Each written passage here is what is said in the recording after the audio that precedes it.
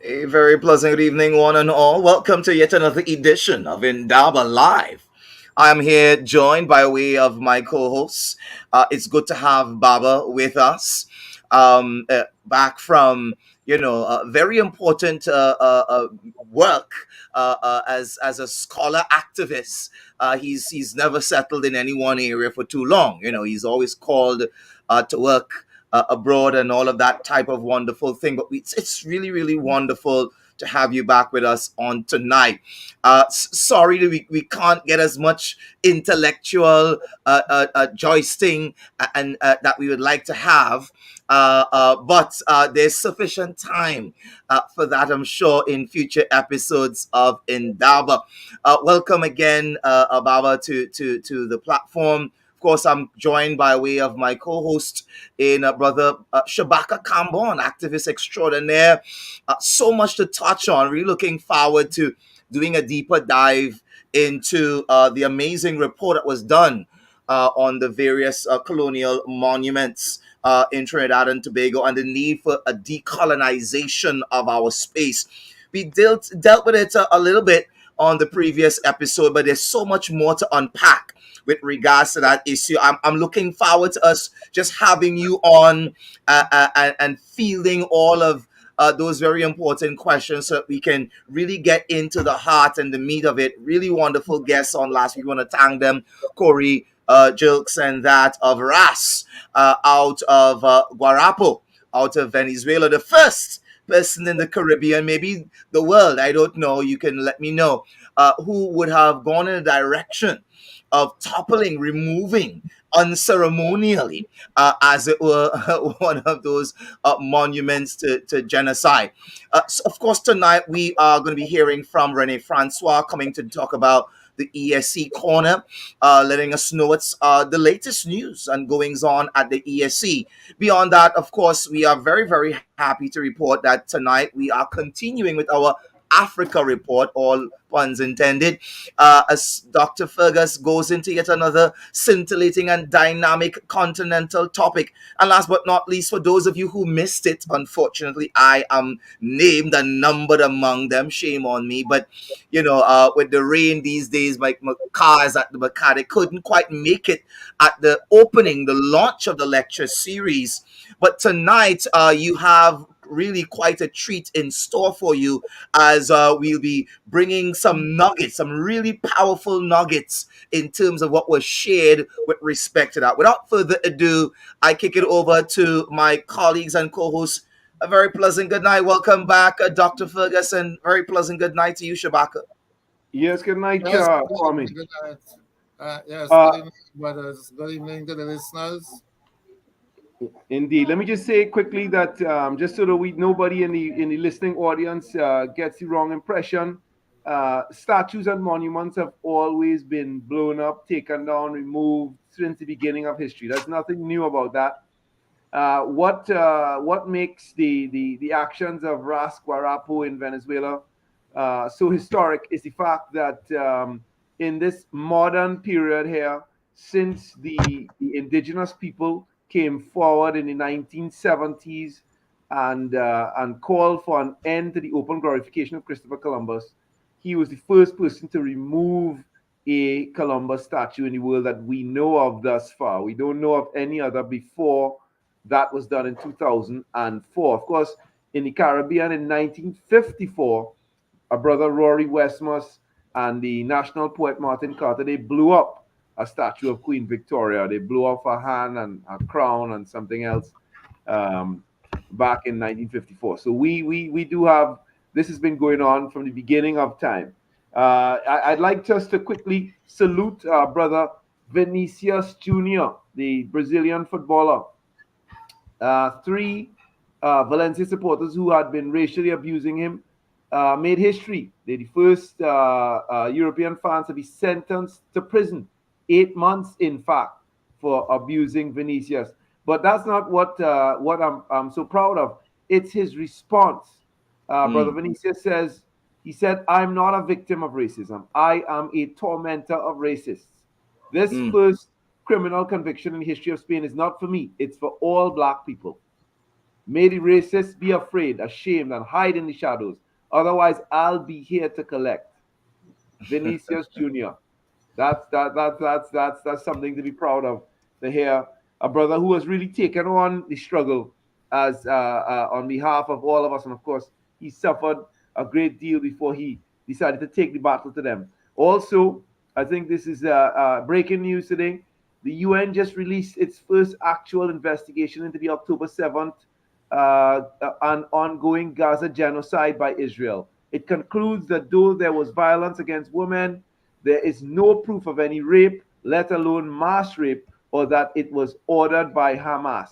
So that whole the UN's investigation finds that all those claims made in the mainstream press are unsubstantiated. The investigation by the UN Human Rights Office also concludes that the Israeli regime does actually engage in a systematic campaign of sexual and gender violence against Palestinian children, women, and men, rooted in the very nature of the occupation, and can only end with it. So, very, very important news coming out of the latest UN report.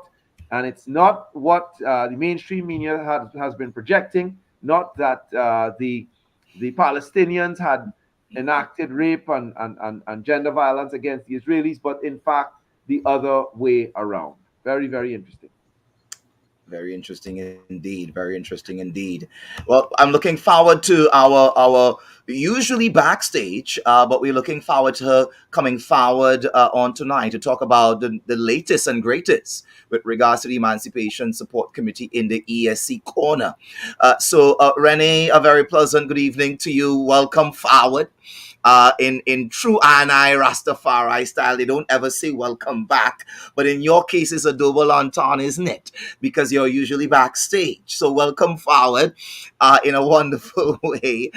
Tell us what's the latest. We had a wonderful launch, and we'll be of the lecture series, Kwame Ture lecture series. We'll be getting a sneak peek, a glimpse, a synopsis of what that was like to do. But beyond the launch and the success of it, which we hopefully would like for you to unpack a little bit for us, there's also an upcoming event. Please tell us what's the latest with regards to the Emancipation Support Committee.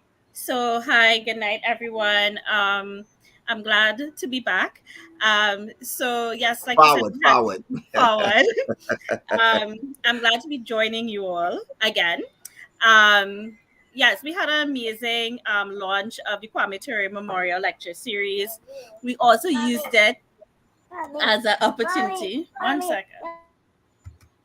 No, Oh, no, no. Let that young man come in and say hello. Come on, cuteness, right? cuteness. They're gonna hide the man from the cameras there. The world wants to say hi. Oh yeah, for sure. Right?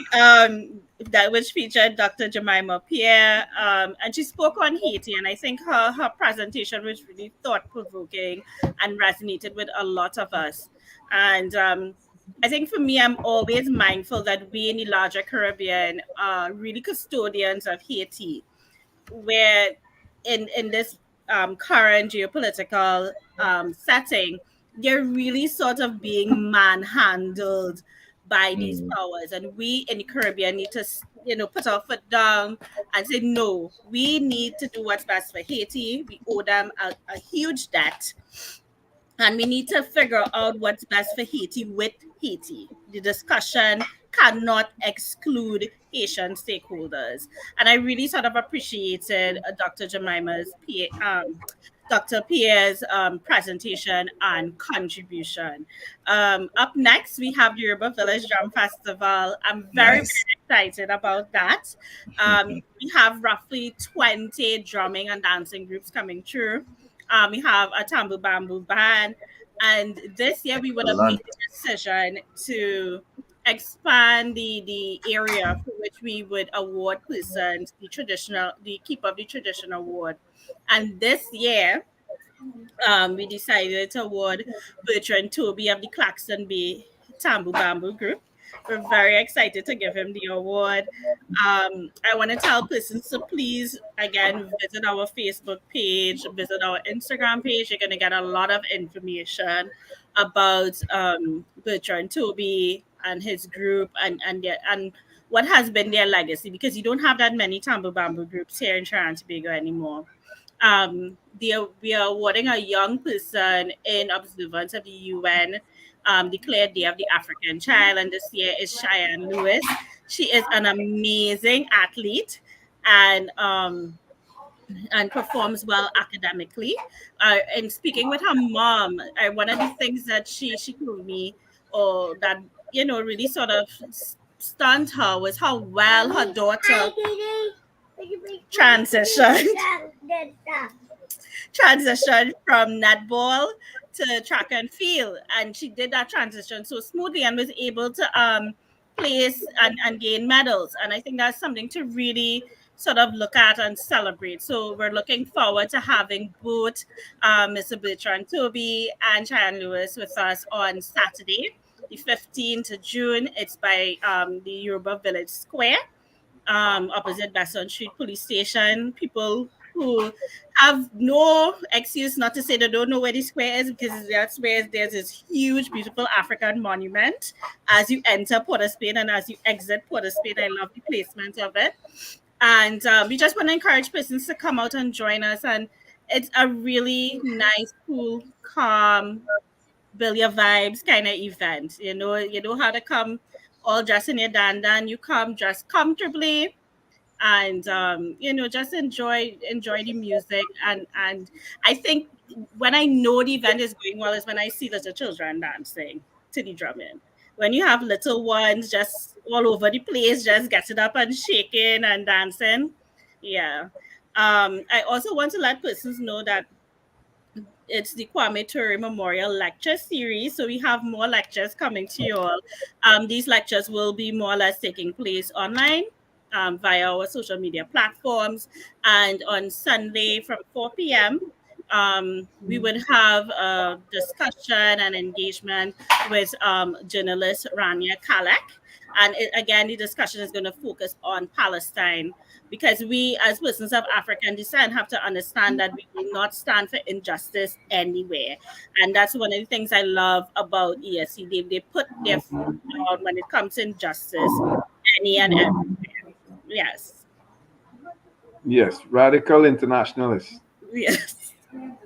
revolutionary internationalists. That's part of our radical tradition. Yes. Yes. So thank you so much for having me on tonight. And I look forward to seeing the public take part in our events and And just. at the next event, of course. As I said on Saturday, at the first installment of the Community Memorial Lecture Series, we have to, this from now to August 1st, it's Emancipation Time. There's going to be something happening every week. You just got to clear the slate and come and participate in these activities. It's Freedom Time. Mhm. Yes. Thank you, Renee. All right. Is there a promo for anything? Is it too late? Question for drummers and companies. I think we've lost Reverend Is Kamau it there. too late for drummers and folk performing companies to participate? Can you hear me now? Yes, Can I they can. sign up? No, it's not too late. I would advise persons to reach out to the organization via our Facebook page. Our number is also available on our Facebook page. It's 235-5008. And if you're interested, reach out to us. Let us know. We giving you all until Friday midday. Anything after that, we can't guarantee anything. Can make any promises. But yeah, the bigger the drum festival, the better it is about this open place for people to show their talents and to celebrate our African tradition. So I want you to build all puns intended. I want you to build a stage for me, in the mind of the viewing audience. Picnic, vibe, drumming, walk with your All of cooler that and coming. come, vendors Yeah, there. yeah. So Walk them through the experience. right, so there'll be corn soup on sale. There'll be fresh juices on sale. There's supposed to be some craft vendors there, but we haven't received any confirmation as yet. But we're hoping that they will come out. And yeah, it's just about coming and spending that time with your family. This is definitely a whole family event. Bring your family. your children, your grandmother, your mother, your father, friends, everyone. Well, talking I hope about you family, kid. there's a young man in the background who absolutely wants your attention. But in the meantime, we want to thank you so much for coming forward once again. There's a special clip, isn't there? So we'll roll to the clip now. And again, you heard it live. Juices, craft to be on sale. And it's a wonderful time with your family. Come out. Let's have a wonderful time for the African Drum Festival. For the 2024 Yoruba Village Drum Festival on Saturday, June 15th from 1 to 8 p.m. at the Yoruba Village Square on Piccadilly Street, opposite the police station. A vibrant celebration of culture and heritage, drumology, dance, tambu bamboo, and chantwells. Come, let us reconnect with our ancestors and ignite our spirits as we join with the Port of Spain City Corporation to commemorate City Month and the 110th anniversary of the City of Port of Spain, a production of the Emancipation Support Committee of Trinidad and Tobago as part of the 2024 Pan-African Festival TT, commemorating emancipation. Be there.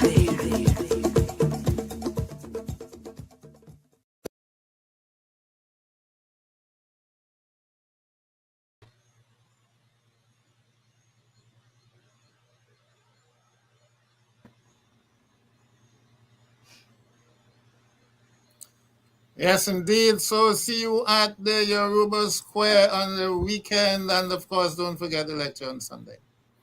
South Africa, of course, is going through a sort of a watershed. I'm sure my brothers would agree with me this evening. A sort of a watershed that in many, many ways could be compared to 1994. Dr. Fergus, these brothers here will agree with you today. And then when you're not here next week, they disagree with you. Yes, indeed. And you know, the strange thing is that there's so little or no play at all in our local media. And yet, you know, the what is happening in South Africa could shape South Africa for the next few decades. And that, of course, would impact on the continent and beyond, because we're talking about the only member of the BRICS alliance, and they are going through, you know, this momentous phenomenon in a sense. We can't say change because we don't know what's going to happen. D-Day is Friday in a sense when the parliament meet, but everything depends on ongoing negotiations now, some of which we are going to take in the report this evening. So Rene, bring up the report, and we would hear a multiplicity of views with respect to the nature of the politics going on now in South Africa. Absolutely. Yes, Rene.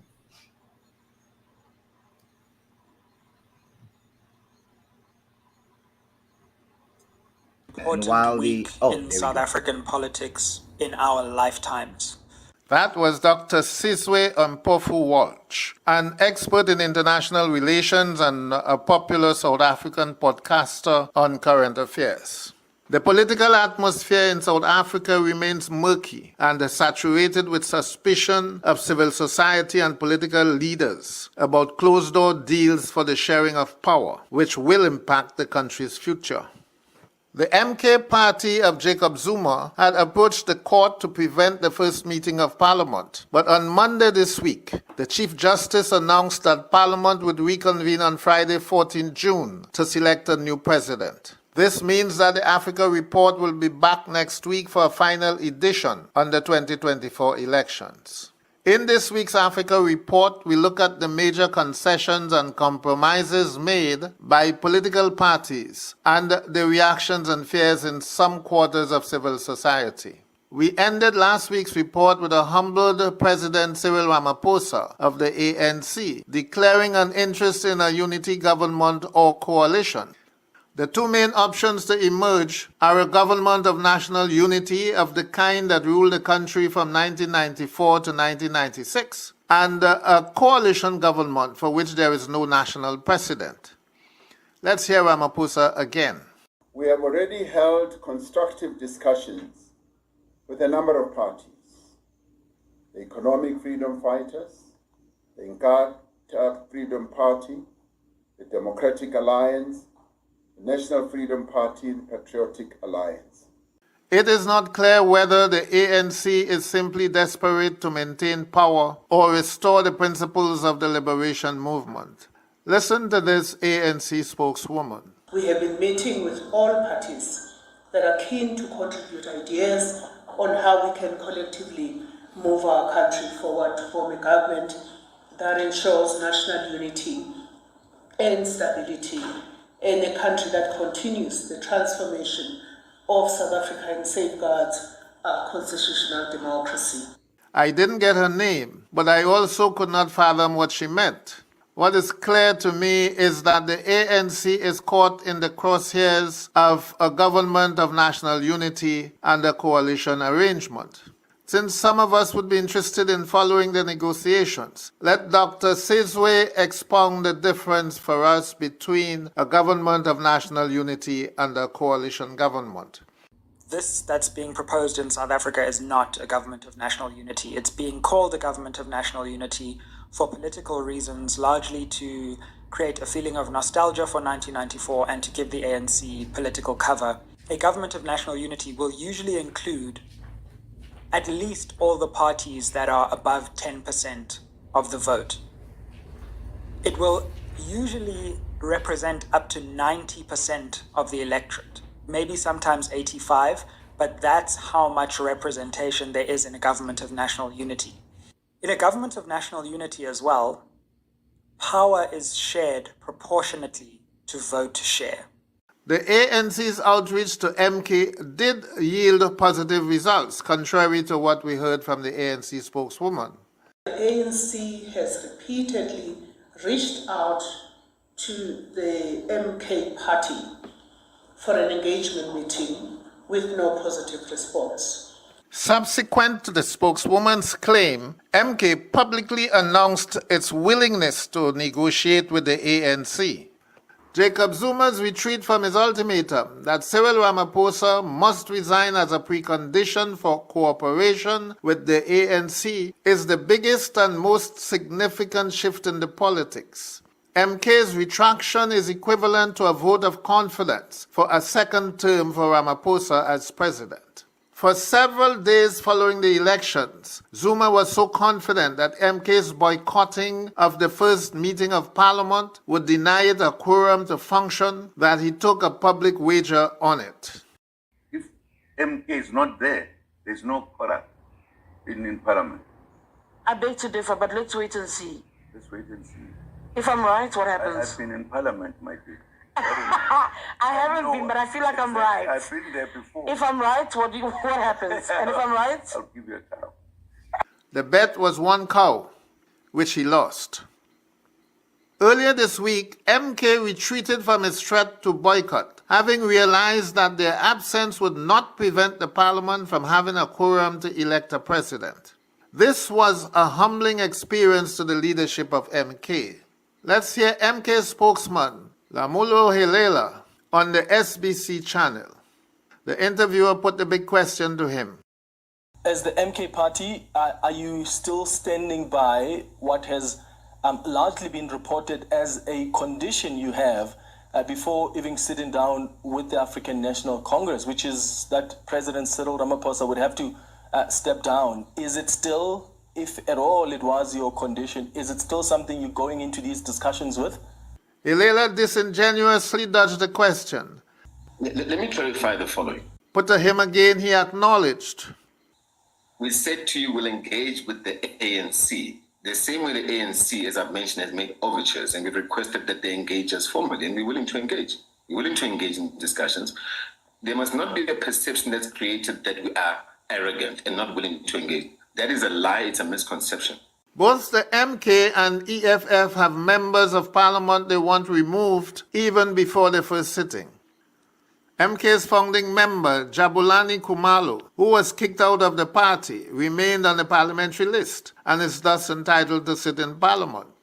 Jacob Zuma says no way. Julius Malema is facing a similar but bigger problem.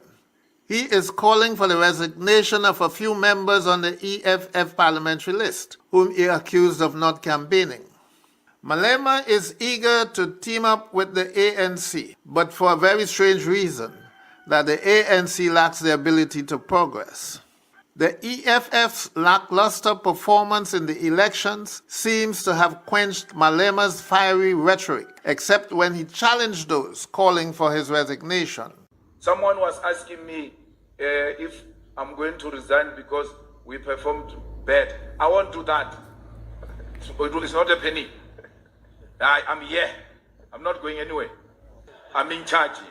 The electoral impasse has raised the political profile of EFF's deputy president, Floyd Shivambu, who is the party's lead negotiator for a new government. It is Shivambu that announced the EFF's return to its original principled position 2 days ago. There are principles which we've outlined as to these are the areas which you must appreciate, define the economic freedom fighters, the land question, the matter of nationalization of mines, of banks and other strategic sectors of the economy, massive protected industrialization to create millions of jobs, free education for the poor up until higher education level, insourcing of workers, protection of workers' rights, anti-racism, anti-imperialism. Those are the values that we've given to the ANC, but they don't want to talk about that. They just want to elite pact like they did in 1994.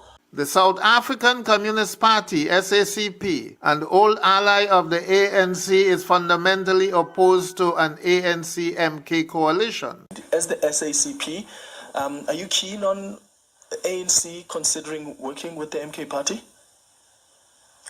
Ideally not, because the MK party, not the MK, they've been responsible for the loss that the ANC has suffered, for dividing the ANC, for deepening factionalism, largely led by forces of state capture and criminal networks that were fought against, that had rejected the renewal of the ANC.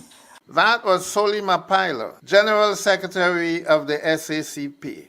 Mapaila is even more resolute against an ANC-DA coalition. The Democratic Alliance, it's part of the forces that are responsible for the poverty in this country, for the inequalities in this country. They are the proxies of international capital in South Africa. But what if an ANC-DA coalition does materialize? Then they will have drank the poison of the DA, the poison of neoliberalism and of austerity. It will be the ANC that will die. Let's conclude this week's Africa Report with perspectives from civil society leaders. First, let's hear from Kagudi Morota, Chief Executive of Black Forum South Africa, a black profession civil society advocacy group.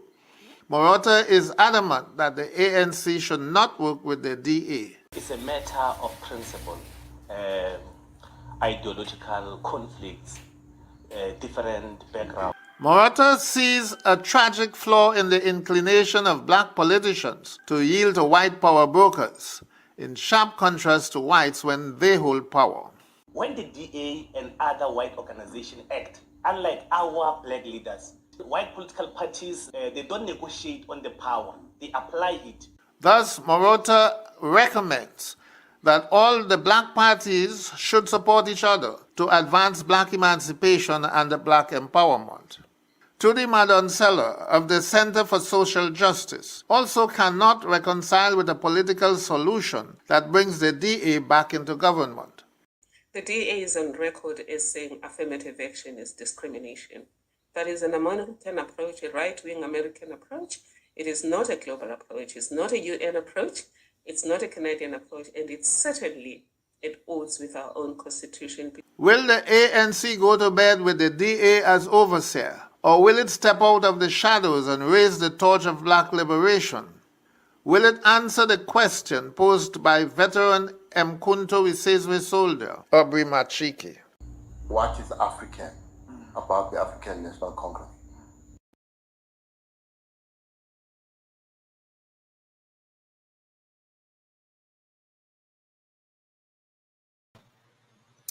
What is African about the African National Congress? That's the question that was asked at the end.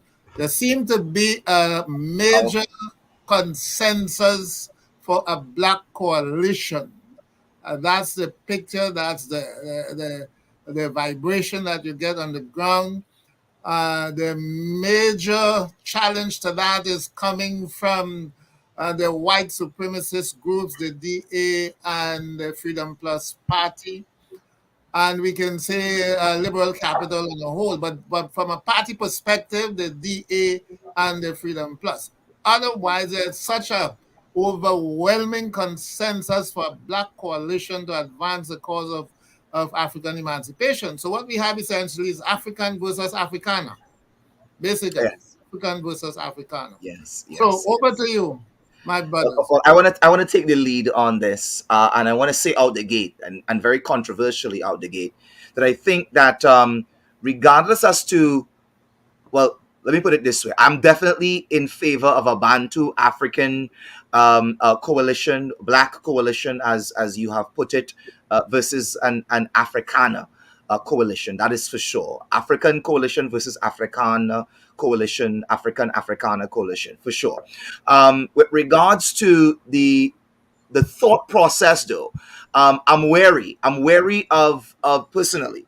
I'm wary of trying to force European centered style politics, democratic style governance based on what has emerged out of Europe, the capitalism, the various types of rulership that we've seen coming out of that European space, especially within the Caribbean setting. It hasn't worked for us. Post independence, we haven't really seen the kind of true revolution that we need to see to really bring power, dignity, and opportunity for the people, for the masses. So while I am in favor, certainly, of an African coalition, the big question for me would be, then what? Because if the money remains in the hands of the Afrikaans, of the Afrikaners, of the whites, of the 1%, of the elite brokers,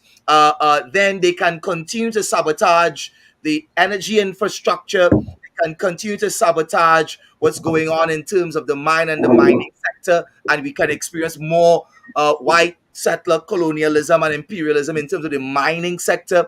We can expect more of the same in terms of the land being in their control.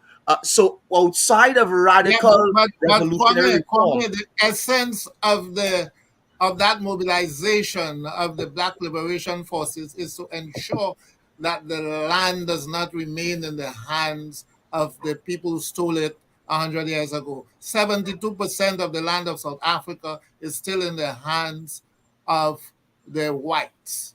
Well, So I agree with you. what I this agree with you party on that point. thinking is not simply to come together to share power, but as one of the speakers said, to deploy that power as whites deploy power for their own interests, group interests, to deploy that power for the interests of the blacks in South Africa.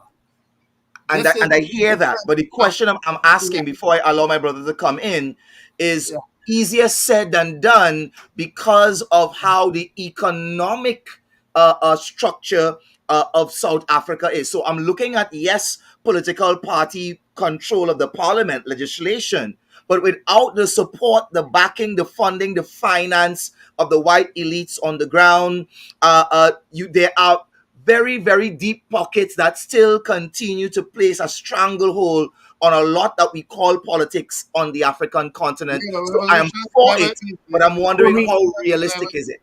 Kwame, what are you really suggesting, though? I mean, these are contradictory statements that you're making, and it's not quite clear to me what you really want to see. Let me unpack it. Let me unpack it for you. So I'm asking a question more than making a statement. I'm asking the question: if you have black faces in power since 1994, but you have white power broking by way of control not only of the land, which EFF is saying should be expropriated without compensation, but also white control of the wealth, land and wealth. I'm making the point that even if black faces continue to be the image of what looks like leadership, outside of the power and the economics then I wonder what kind of power would that be, even with a coalition. And I am for a coalition. Don't get me wrong, definitely for a coalition, but I'm asking the question, what would that coalition achieve outside of returning to a more radical revolutionary style of governance? I don't think that democracy and capitalism, even with a coalition, can really deliver the kind of results that the people want. And I'm asking, what could they do minus economic power? Because the whites still maintain economic power in the Caribbean as well as in the African continent in places like South Africa. Do you I get my could point?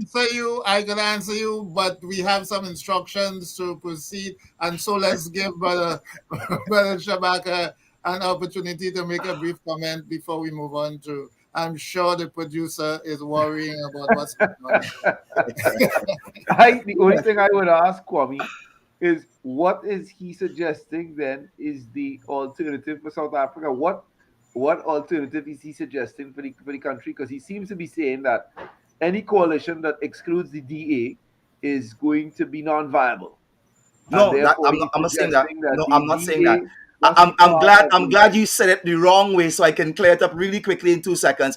I don't want a coalition with the DA at all. Forget that, not gonna happen. But I'm asking the question, if there is a true genuine black African coalition of political parties, I'm asking them tonight, and I know a number of them are tuning in and watching. So a very pleasant good night to the royalty of South Africa.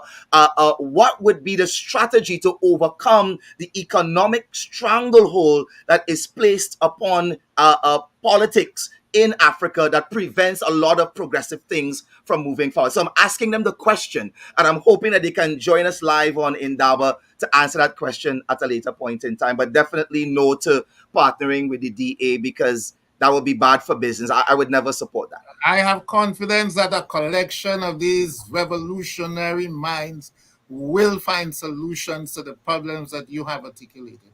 I have every confidence in them. And I would add to that that has been the question that every post-colonial society has faced. Yes. And the blueprints are there for people to you don't have to reinvent the wheel. But that would Definitely. be of course a discussion for another time. Perhaps next week. Who knows? But we had a fantastic lecture, Dr. Fergus. I'm sorry you missed it. For those who are, were not there at the University of the West Indies at the Learning Resource Center, I can just to tweak your interest, I can tell you that a call was made for CARICOM to be disbanded. The great leader of the one of the most celebrated leaders in the Caribbean now on the left, that is Mia Motley. She came in for heavy criticism in the presentation on the weekend. This was not your average typical conversation. There were no punches were held back. This was a real hard hitting presentation that went through all the different layers of analysis. This is one of the things that made it so fascinating for me as a student of international relations to see a lecturer take apart policy at so many different levels. So at each time she spoke about a particular issue, she would deconstruct it from the United Nations right down to the individuals on the ground. Fantastic, presentation. But of course, lots of interesting claims, lots of interesting, outcomes that need to be carefully analyzed before we could move forward. So let's go with the video and let's give the audience a chance to be part of this analysis. Looking forward to it. Thank the Emancipation Support Committee of Trinidad and Tobago, as well as the University of West Indies, St. Augustine. I'm extremely, extremely honored to be to deliver the feature address at the launch of the Kwame Ture Memorial Lecture Series on its 25th anniversary. Kwame Ture is my idol, and I couldn't be more proud to be here in his name. I'd like to also thank the organizing team of the Emancipation Support Committee of Trinidad and Tobago. I'd like to especially thank Ms. Zakiya Uzoma-Wadada and Doctors Asha and Kafra Kambon for taking such good care of me since I've been here. Okay. On October 2nd, 2023, the United States presented to the United Nations Security Council a resolution calling for its long-planned military attack on Haiti. Resolution 2699, which was passed under Chapter 7 of the United Nations Charter, allows the use of deadly force against individual states. It must be pointed out that a Chapter 7 deployment is rare and only applied to countries embroiled in civil war and when the civil war is a threat to international peace. As many have pointed out, especially people in Haiti, there is no civil war in the country. Moreover, the resolution does not explain how the activities of small groups of armed men operating mostly in the capital city of a presumably sovereign country, a country that already has a large UN and US presence, how this country presents a threat to international peace and security. Under the guise of the Western narrative of gang violence and the idea that Haiti is a failed state, Western politicians and media have been able to manufacture consent around an old, consistent, and racist trope that Haitian people cannot rule themselves and therefore do not deserve sovereignty. This trope has been accepted by many throughout the world, including within global African populations. This is perhaps the only thing that can explain how the world has so easily accepted yet another brutal US invasion of Haiti. It may also explain why this latest US imperialist venture in Haiti has been openly aided by a blackface masquerade of a contingent of mercenaries from Africa and the Caribbean. There are a number of things to note about this impending military intervention in Haiti. First, while there is currently a live stream genocide in Gaza, there has not been a similar call by the United Nations Security Council for military intervention to ensure international peace and security in the Middle East. Second, the call for a new military invasion of Haiti is made while key structures of the last Chapter 7 military invasion and occupation that began in 2004 remain in place. These structures include the UN office in Haiti and the non-elected non-Haitian core group. Both continue to make political decisions in the country. Third, while it is sanctioned by the UN Security Council and called a multinational mission, the impending military invasion of Haiti is not an official UN mission. It is a mission primarily paid for by the US, with a few countries volunteering what are, in effect, mercenaries.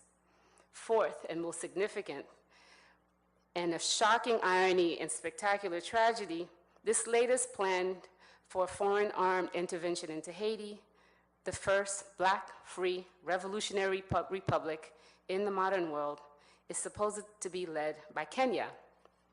Kenya, an African nation 12,000 miles away, was said to have asked for this role. Indeed, upon the successful passing of the resolution, Kenya President William Ruto released a video statement in which he said in part, quote, "For us in Kenya, this mission is of special significance and critical urgency. We experienced the harrowing brunt of colonialism as well as the long and difficult, frustrating struggle for freedom. Justice is finally coming to the people of Haiti who have borne the brunt of colonial plunder and repression, as well as post-colonial retaliation and exploitation," end quote.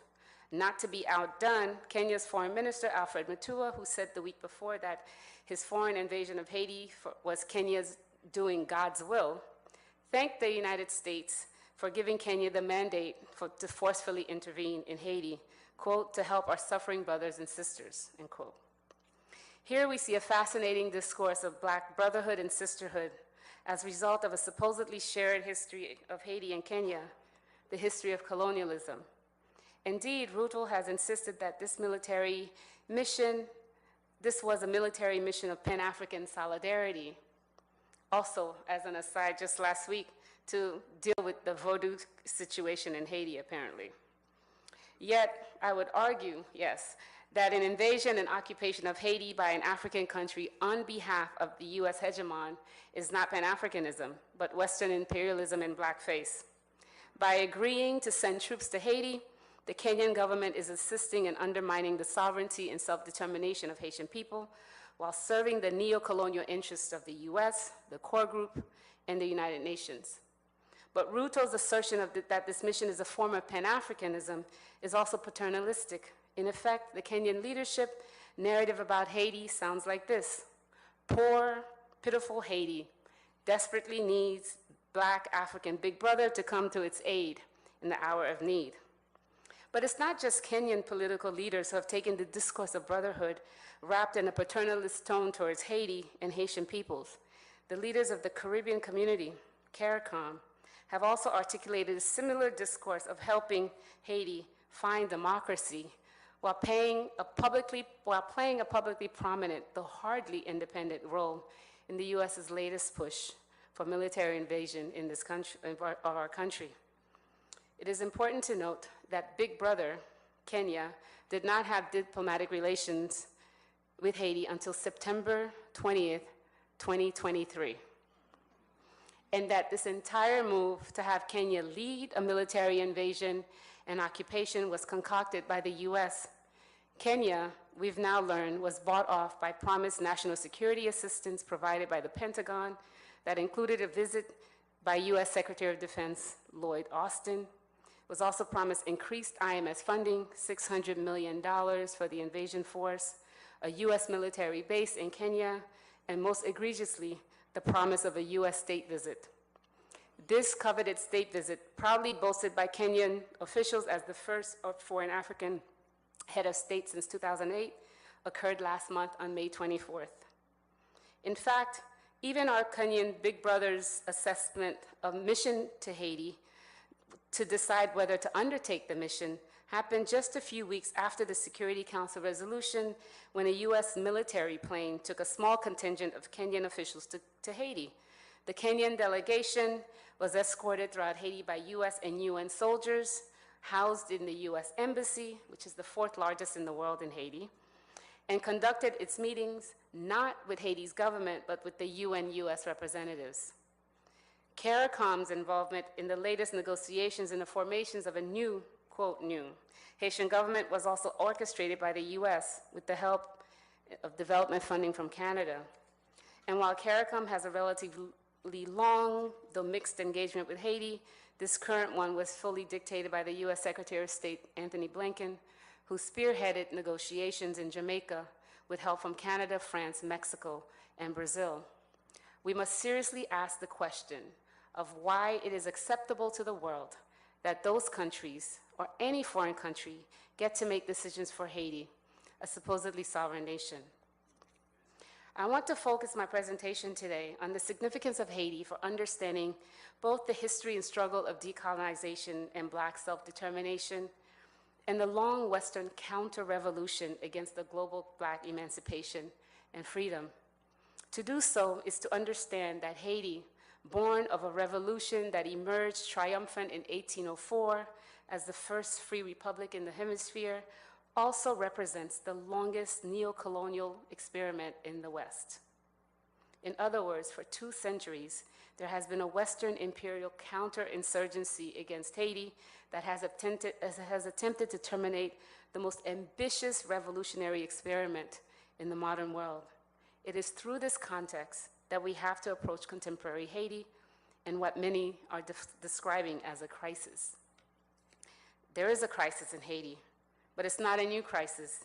The crisis of Haiti is a crisis of imperialism, but the crisis of imperialism is not uniquely about Haiti. Rather, Haiti, because of its unique history and length of its struggle, is the main site through which the tools of Western imperialism, tools of counterinsurgency against revolution and emancipation, Haiti is the place where these are tested and enacted. Haiti's struggle against Western imperialism, however, not only reveals contradictions and challenges of Pan-African emancipation, but also unveils the way that the entire Caribbean region suffers a crisis of imperialism. What I mean to say here is that the Caribbean region is also under the yoke of US imperialism, despite the inability for many to acknowledge this reality. Moreover, I argue that what is new about the crisis of imperialism are the new modalities of neocolonialism that draws in Kenya and CARICOM states while reconstituting Pan-Africanism as a paternalist movement to be deployed in the service of U.S. empire as it asserts control over most nations in the region. At the same time, the complicated and problematic facts about this upcoming U.S. military invasion of Haiti, in fact, the difficulty of the U.S. to even activate this intervention, actually point to U.S. and Western imperial crisis, and for that, we should be grateful. In the rest of this presentation, I will try to explain the history, nature, contours, and crisis of U.S. imperialism in Haiti. I will show that it is Haiti's use as a laboratory for U.S. and Western imperialism that make it difficult to even see that Haiti's contemporary predicament is one of colonialism and occupation, and that the Haitian struggle is one for decolonization. Haiti's current predicament also provides lessons for the Caribbean region and for the valiant people struggling to assert sovereignty and dignity. And in the spirit of Kwame Ture, I argue that a free Haiti is the only way to full Pan-African emancipation. On the weekend of January 31st and February 1st, 2003, a group of high-level white, Western, and Latin American diplomats met in Ottawa, Canada, to discuss Haiti. Participants included Jean Chrétien, the Liberal Prime Minister of Canada, the Secretary of State of Canada for Latin America, representatives of the Organization of American States, members of the European Economic Commission, French Minister for Cooperation, representatives from El Salvador, and 2 high-ranking officials from the U.S. State Department. Dubbed the Ottawa Initiative on Haiti, the objective of this meeting in 2003 was to decide the future of Haiti's governance. No Haitian government officials were in attendance. The real plan, as later revealed by Canadian journalist Michel Vastel, was to remove Haiti's president, Jean-Bertrand Aristide, from office. And the Western high-ranking officials openly discussed the need for Aristide's departure, the need to put a trusteeship over Haiti, and the need to find political and military support for these. A year later, in the early morning hours of February 29, 2004, officials from the U.S. Embassy in Haiti, accompanied by heavily armed U.S. Marines, came to the home of President Aristide in the nation's capital, Port-au-Prince, and ordered the democratically elected popular Haitian president and his family into a car for a ride to Haiti's international airport. The Aristide family and a close aide were directed onto an unmarked U.S. jet, and President Aristide was flown out of Haiti and away from power. This would be on the anniversary of the founding of Haiti to the culmination of its revolution in 1804. While this was happening, the then U.S. ambassador to Haiti, James Foley, went to the home of Haiti's Supreme Court chief and installed Haiti's new interim president. By this time, 2,000 U.S., French, and Canadian soldiers were already on the ground in Haiti. They had arrived the day before. Let me reiterate, the U.S., working together with France and Canada, removed Haiti's democratically elected president and flew him and his family from the Caribbean all the way to the Central African Republic. Back then, Jamaican Prime Minister P.J. Patterson, then leader of CARICOM, and Venezuela's Hugo Chavez were the only 2 heads of states to vigorously protest the coup d'etat. But the coup was then cleaned up by the United Nations, which under the leadership of the UN Security Council, permanent members, US and France, voted to dispatch a so-called peacekeeping mission to Haiti. Indeed, the removal of Aristide from power was the culmination of a clear and concerted and successful campaign, one that included the collusion of European, Latin American, and North American states, and the marshaling of the midst of international law in the quote-unquote international community to sanction this illegal act. Now, I argue that the 2004 coup d'etat has been one of the most consequential events, not only for Haiti, but also for regional politics, in terms of US foreign policy aims, and importantly, for the struggle for decolonization. Through the 2004 coup d'etat, Haiti lost its nominal sovereignty and came under the occupation of the US, managed by the machinery of the United Nations and covered by the discourse of multilateralism. But the simple facts of both the 2004 coup and the violence of international legal mechanisms of the UN used against Haiti and its people have been shamefully ignored. Part of the reason that this occupation is not recognized as such is because of the way it was enacted and structured.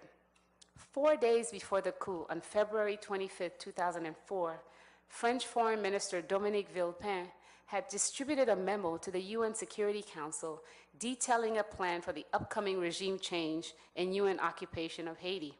In his memo, Villepin told the UN to prepare for the, quote, immediate establishment of a civilian peacekeeping force, as well as for the establishment of an electoral commission for a presidential election in Haiti. It's 4 days before the coup. Then, the day after the coup, against the Haiti's president, 2 permanent members of the UN Security Council, the US and France, the same 2 countries behind the coup d'etat, pushed the UN Security Council to unanimously pass a resolution that authorized the immediate deployment of a multinational force. This resolution, 1529, was passed under Chapter 7 of the UN Charter, which authorized full military force, UN military force, to take all necessary measures by land, sea, and air against the population. Thus, the 2004 illegal coup was both enforced and cleaned up with the sanction of the UN. And on June 1st, 2004, the UN officially took over from US, Canadian, and French troops, which had been there since the February 29th coup. And the UN established the United Nations Stabilizing Mission in Haiti, or MINUSTA, its French acronym, for the task of military occupation under the guise of establishing peace and security. A multi-billion-dollar occupation, MINUSTA had at any given time 6,000 to 12,000 troops and police stationed in Haiti, alongside thousands of bureaucrats, technical staff, and civilian personnel. In a horrific parallel to the first US occupation in Haiti that happened between 1915 and 1934, the 2004 UN occupation under MINUSTA was marked by its brutality towards Haitian people. Civilians were attacked and assassinated. Peacekeepers committed countless sexual crimes. UN soldiers dumped human feces into the rivers used for drinking water, unleashing a cholera epidemic that killed between 10 and 40,000 people and sickened 1 million. The US and MINUSTA also trained and militarized Haiti's police and security forces, and often rehabilitating and reintegrating rogue members. For Haitian people, occupation has only meant death, misery, environmental degradation, and an affront to our human dignity. The UN has never been held accountable for these crimes against our people. Significantly, the 2004 occupation was solidified through the creation and operationalization of the core group, the current colonial rulers of Haiti.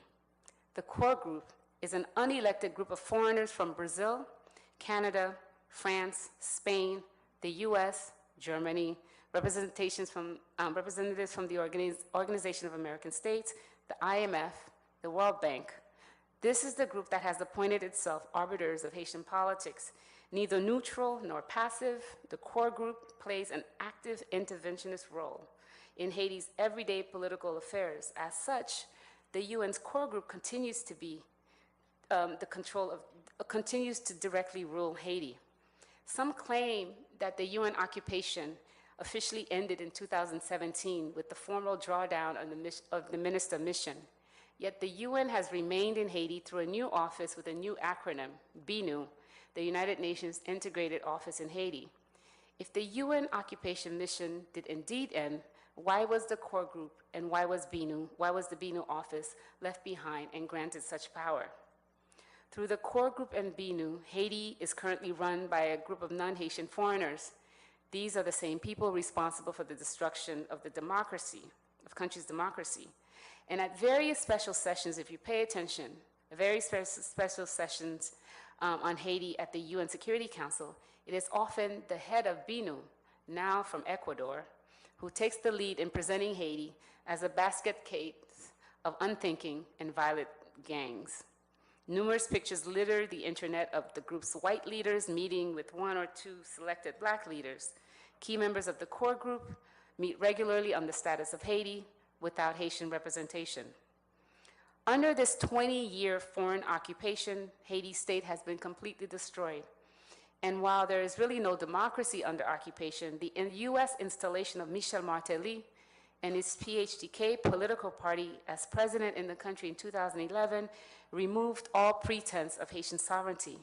Martelly, for those who do not know, had lost the first round of the elections, and all the members of the Haitian Electoral Council refused to formally ratify the vote. While Barack Obama's Secretary of State Hillary Clinton flew to Haiti to change the election results, the Organization of American States, a member of the core group, colluded in this brazen undermining of Haiti's sovereignty, ratifying the results as legitimate. Martelly's tenure was one of deep corruption and violence, including the arming of groups, young men, to terrorize poor neighborhoods, as well as the theft of $1 billion from the Petro-Carib funds given by Venezuela to Haiti.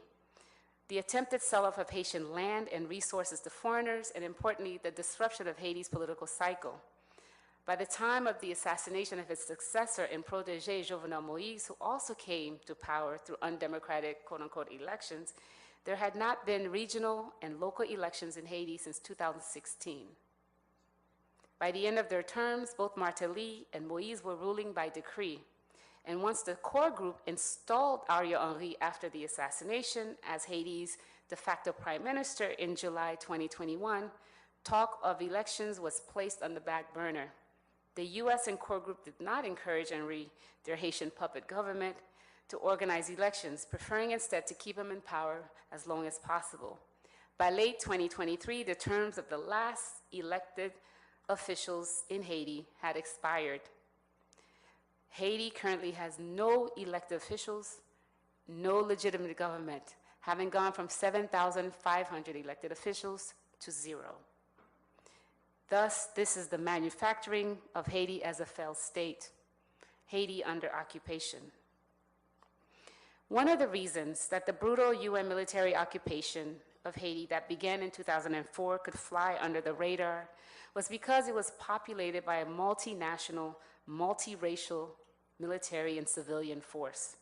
The US admitted as much, and as revealed in the WikiLeaks files.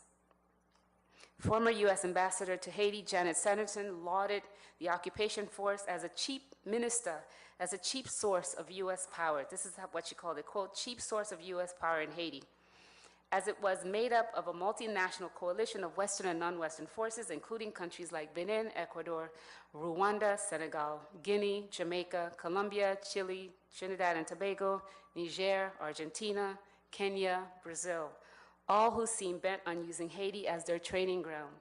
Brazil, for example, was in charge of the military wing of the occupation, having been promised a seat at the UN Security Council. To Lula, Brazil spent $750 million on maintaining its soldiers in Haiti. And at one point, the foreign civilian contingent of the occupation was led by Trinidadian and Tobagan diplomat Sandra Honoré. From very early on, the US has sought the help of other regional partners for its upcoming planned invasion in Haiti. Once turned down by Brazil, by Canada, and by Mexico, it turned its attention to the leaders of CARICOM. In early 2023, despite pressure from US and Canada, CARICOM, under the leadership of Prime Minister of Bahamas, Philip Davis, refused to agree to send police and military force for an invasion of Haiti. But by summer 2023, CARICOM had reversed course, caving in to pressure from the US and its minions, including the UN Secretary General Antonio Guterres and members of the core group. Ironically, this about-face came during CARICOM's Head of Government Conference in July 2023, which also marked the 50th anniversary of the organization. The meeting was attended by U.S. officials, including Vice President Kamala Harris, Secretary of State Anthony Blinken, and among others, African-American Congressman Hakeem Jeffries. The month before, in June, Caribbean Foreign Minister Mélanie Joly hosted a meeting on Haiti with Caribbean countries and various UN agencies about the security situation in Haiti, with no Haitian present, of course. Thus, by the end of the CARICOM conference in the summer of 2023, the member states issued a statement in support of a U.S.-orchestrated military invasion of Haiti. Like Kenya, the CARICOM countries have been promised robust packages of aid and security assistance for their service to empire. By spring 2024, CARICOM leaders were catapulted into the spotlight once de facto Prime Minister Ariel Henry was prevented by Haitian armed groups from landing in Haiti after a U.S.-sponsored trip to Kenya to sign an agreement for the deployment of Kenyan police. In lieu of a Haitian government, since, if we remember, the U.S. had not forced its puppets to hold elections, the U.S. elicited the help or cover of CARICOM to concoct a new government for Haiti. We are told by the Western media that on March 11th, there were CARICOM-led discussions with Haitian leaders. In reality, however, CARICOM member states worked under the supervision of the core group. The U.S. chose which Haitian leaders to invite to the discussion with the core group, which included U.S., France, Canada, Brazil, and Mexico. They first met out privately to work out a plan for Haiti before bringing in chosen Haitian representation. Most significantly, those Haitians chosen to be part of the negotiations of the new Haitian government had to agree to U.S. terms for foreign intervention before being allowed to participate in the discussion. Indeed, Prime Minister of Barbados, Mia Mottley, the darling of the U.S. left, worked alongside Guyana's President Irfan Ali, and she was adamant that the meeting could not begin if the selected participants did not first sign on to this foreign military invasion. Like Kenya, and like many countries that participated in the UN occupation of Haiti from 2004, the current crop of Caribbean leaders are allowing themselves to be used to stifle Haitian sovereignty. Now, U.S. imperialism involves a gamut of activities from diplomatic influence to cultural warfare and military intervention. It depends on a wide range of institutions and actors and a diverse set of strategies, including the U.S. State Department, the Central Intelligence Agency through funding the National Endowment for Democracy, the U.S. Information Agency, which effectively determines how the occupied states' funds are to be distributed, funding both accepted Western NGO projects and local controlled opposition youth groups, U.S. and Western media, which often serve as mouthpieces for the ruling class, preparing the cultural ground for the outside world to accept whatever actions are planned for those under occupation, local and Western-based churches and missionaries, and most importantly, the use of neighboring neo-colonial governments as proxies.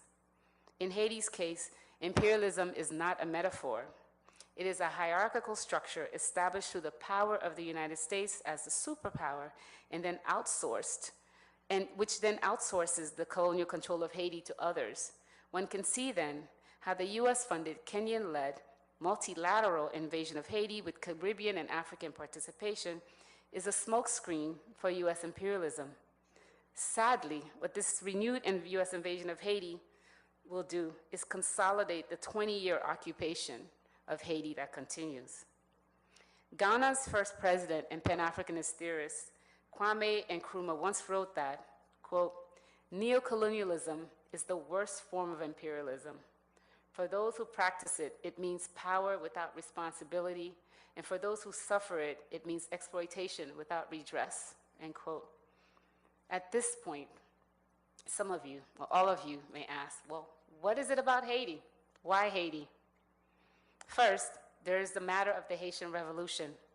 Haiti has never been forgiven for shattering, if only for a short time, white supremacy and destroying the system of plantation slavery that was at white supremacy's base. Second, the UN-led and well-enforced 2004 military occupiers were deployed as proxy enforcers of US regional policy. This policy has a number of parts, which includes the destruction of the remnants of the popular movement that arose in Haiti after the fall of the Duvalier dictatorship in the late 1980s, and to promote the interests of, quote, business-friendly Haitian transnational bourgeoisie. In brief, the destruction of the revolutionary Haitian state that emerged in the 1990s after a 36-year US-supported dictatorship was done to further the neoliberal economic agenda that had subtended US foreign policy in the Caribbean and Latin America. Here, we must see parallels to the counter-revolution against Grenada's revolution in the 1980s. For Haiti, we have leaked diplomatic cables between Washington and the US Embassy in Port-au-Prince that revealed the US considered the occupation as, quote, an indispensable tool in realizing the core US government policy interests, which included and this is still a quote, the resurgent populist and anti-market economy political forces that had arisen with the rise of Aristide, end quote. The goal, it seems, is to open up the space for US and Canadian governments, especially to entrench Haitians as cheap labor for multinational corporations. To accomplish this requires the takeover of land owned by peasants, the transfer of this land to international corporations, while at the same time alienating the masses from their land. It is therefore important to understand the US role in completely dismantling the Haitian state, not just as a side event, but as a calculated and strategic specific set of strategies. Third, the US needs to maintain control of Haiti as the country is strategically important for its geopolitical aims, the further militarization of the Caribbean and Latin American region in preparation for its confrontation with China, and to implement the Global Fragility Act. The objective of the Global Fragility Act articulates a new foreign policy in the region that uses a combination of aid funding and militaries or police of other countries to carry out US objectives.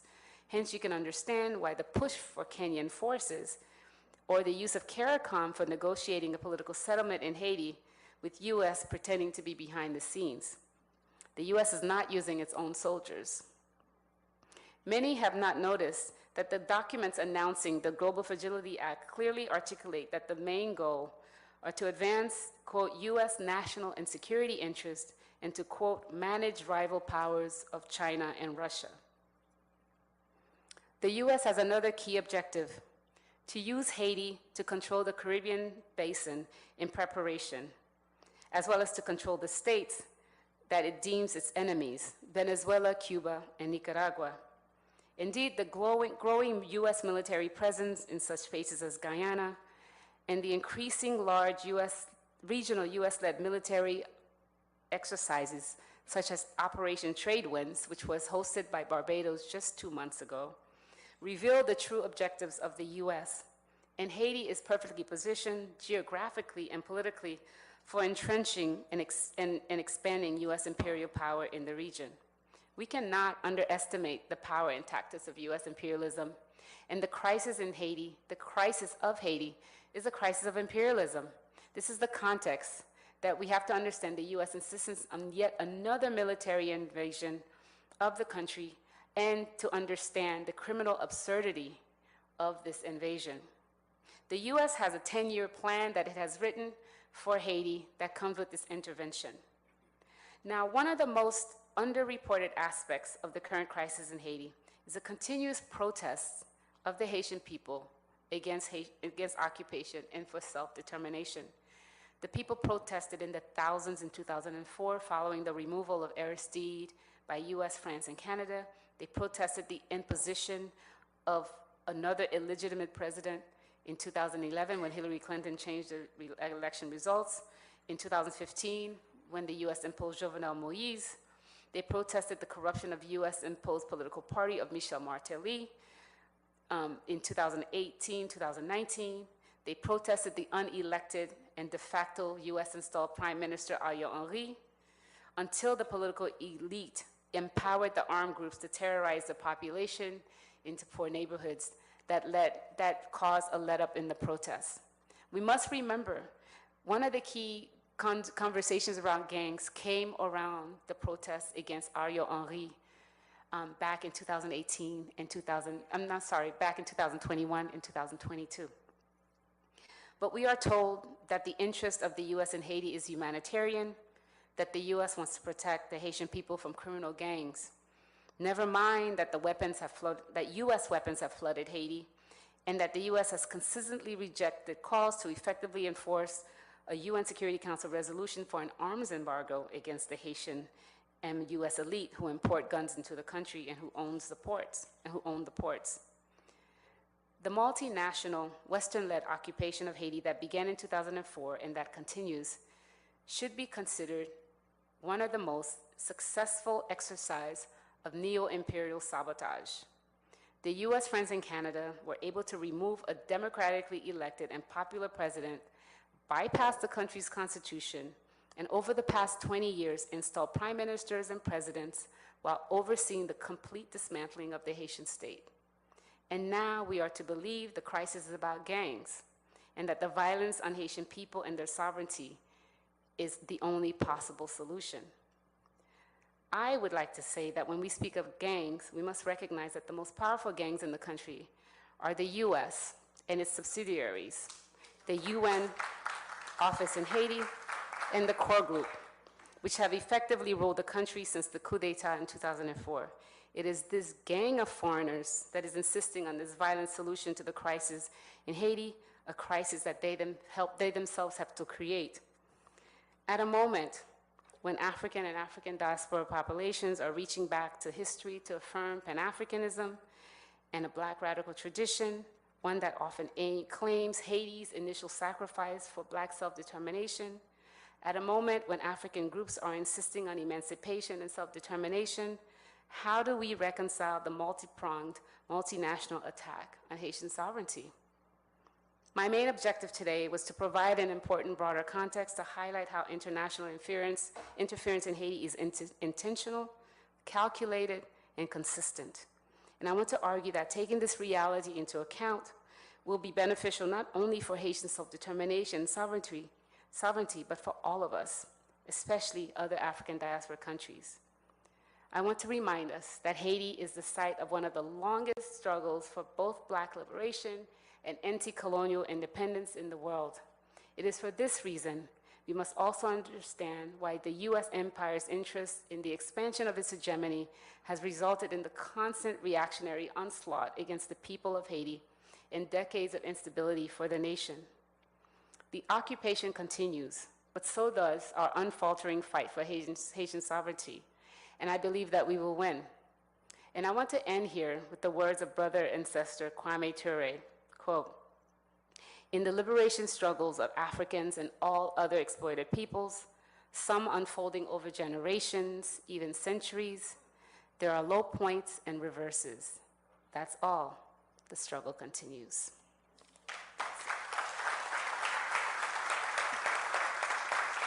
Thank you.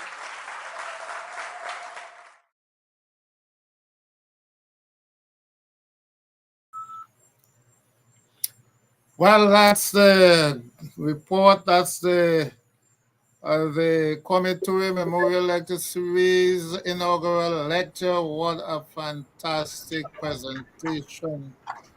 You know, I was thinking Caribbean leaders and African leaders as well need to be schooled in imperialism. And I ask myself if that would help. I don't think so. I don't think just being schooled in imperialism would help, but at least it would help them to understand what they're selling out the region to and what they're selling out for and what the benefits are, not for them, but for the people they're selling out to. Because essentially, in the long run, even in the short run, there's no benefit for us in imperialism, absolutely none. What crossed my mind too was the scramble for Africa and how, you know, Europeans and Americans were there too, sat around the table in Berlin with no African present to carve up the continent and to decide the fate of Africa even up to today. And I saw Haiti in a similar situation. And just one more point, because that was omitted from the lecture. When we look at punishment for Haiti, it's not just France that was humiliated, but Britain as well.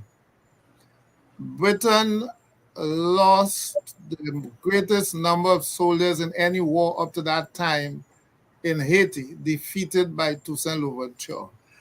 And to a great extent, imperialists don't forget. They don't forget. There's always this impulse for revenge, and that continues on and on and on until you are destroyed completely. So the cooperation, collaboration of Britain is to be seen also in the same light as France. The same enterprise they were involved in trying to maintain Haiti, slavery in Haiti and in the Americas. And of course, America was involved because Haitian independence would have threatened American slavery, which was the basis of the economy in the United States up to that time. I know Renee might be worried at this time with respect to, her own domestic housekeeping. So let's wrap it up with final comments by you guys. Shabaka was there at the venue. I wasn't. And Kwame, is up to you now to comment on the lecture. Well, I want to thank you for that unpacking. The question of a beautiful, a wonderful, a thought provoking, a dynamic deconstruction of imperialism then versus now. It was a true master class in international relations, in geopolitics, in cronyism, in uh, what I would refer to as the black compromise. And I want to say this quite clearly because one of the hats that I wear is that of an entrepreneur. So most persons know me as a cleric, the esoterist. But there's an entrepreneur and Ubuntu economist in me. And as an Ubuntu economist, with my own framework for what economics should be in the Pan African space, not drawing from my own ideas only, but really repackaging in the 21st century the most ancient Ubuntu form of what I would call Pan African economics done right. We know that there are 5 factors of production. We used to say 4, but there's definitely 5 in the 21st century. It's leadership, it's land, it's certainly labor, it is leading technology, and it is liquidity. The last two, leading technology and liquidity, remains in the hands of the white, the global whites, and their various institutions, IMF, World Bank, etc. All of the power brokers when it comes to leading technology and liquidity is in the hand of whites. It means then, therefore, that the topic really flows over and carries over from the South African political question. Now that we are at a point where no one political party can rule in and of itself, and there's a need for a forced coalition, I'm grateful for that. I'm very, very happy for that. But if it is business as usual in terms of capitalism and Western style democracy, then I fear that it will be more of the same. Let's bring it home to Haiti. The vacuum that was created in Haiti by these imperialists is a thing of the past and a thing of the present. These gangs came into a vacuum of power and they were paid and placated into certain roles. We are seeing now certain politicians allegedly being paid and placated into certain roles, but it's because of those two issues that we have not yet been able to answer as a global south. And the closest answer to it for me is with regards to BRICS and what BRICS is saying.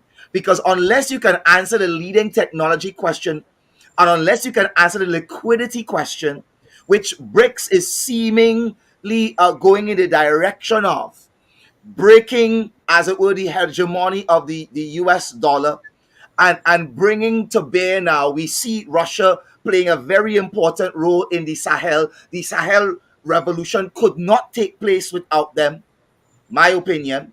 We see China also playing a very significant role in that, again, revolution, Kwame, liquidity, let's try to focus on the lecture that we're dealing with tonight, please, brother. yes, I am.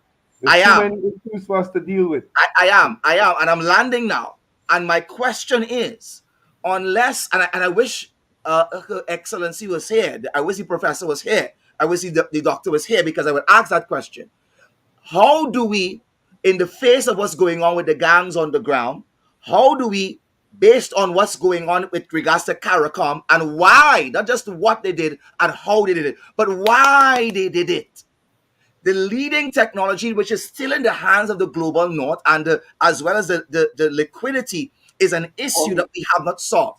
I would like to know what her response would be in terms of what's the way forward for Haiti as we deal with real issues on the ground there. How do we address that? I would love to hear her opinion on that. Kwame, well, so I'm a little concerned that you're kind of taking us away from this lecture was certainly one that had its flashpoints, its strong statements that that could be headlines. There's several statements coming out of this lecture that could be headlines in the press for the rest of the week. With evidence provided to back them up, and I think we need to discuss those issues rather than to. No, you can do that. I invite you to do that. But I bring a certain kind of critique to the Pan-African community where I'm asking some tough questions. Where do we go from here? So we get that, and I want you to highlight those talking points so we can have those song bites to run with. But it shouldn't be void of constructive critique, should it? Well, go ahead, Kwame. If you think there's something in the lecture that you wanted to critique, let's do it. Now I don't think we can continue along those lines. I think he has made his Dr. Fergus, tonight we just have to have. No, we have to be mindful. Like that. Yeah, but we have to be mindful of the time. We can't continue to operate in that vein. No. We have to be mindful that Rene needs to take care of some domestic concerns, and we already have past 9. And that's why I'm saying that we could continue that conversation. The topic is not a dead topic, it's a living topic.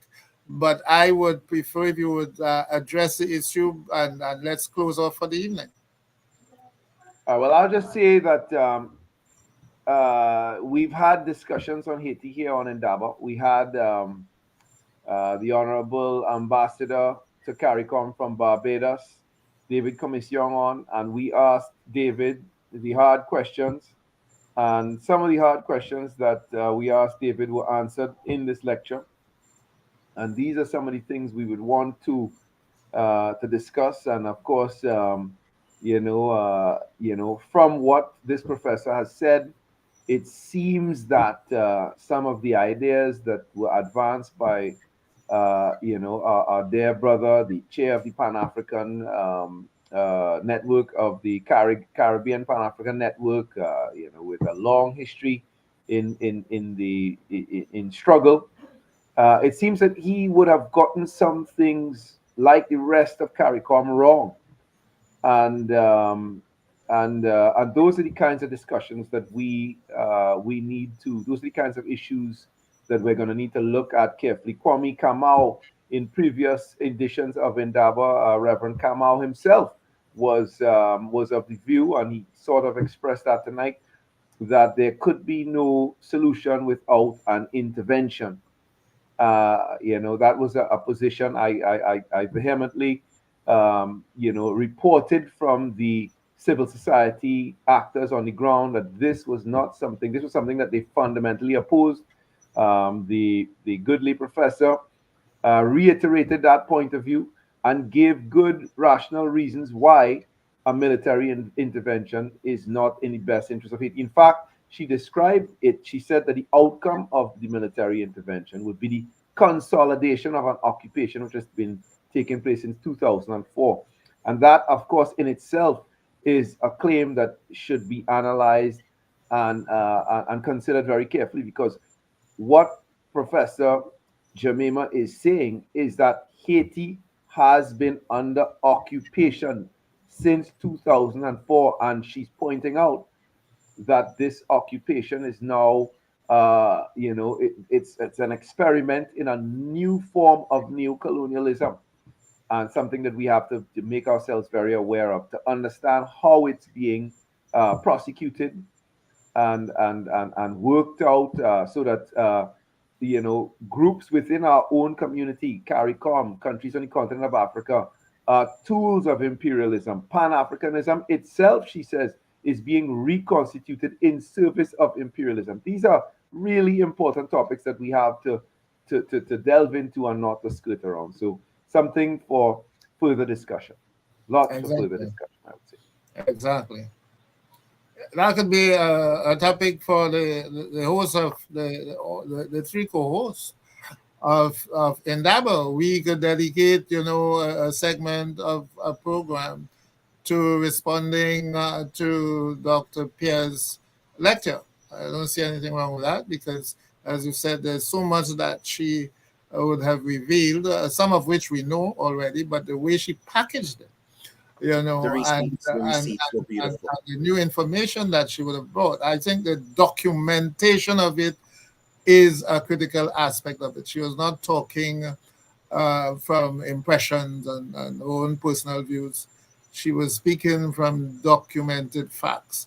So we can address that question again. We can bring it up. I'll leave you guys with one thing that did not come across in the lecture that came out in the question and answer period.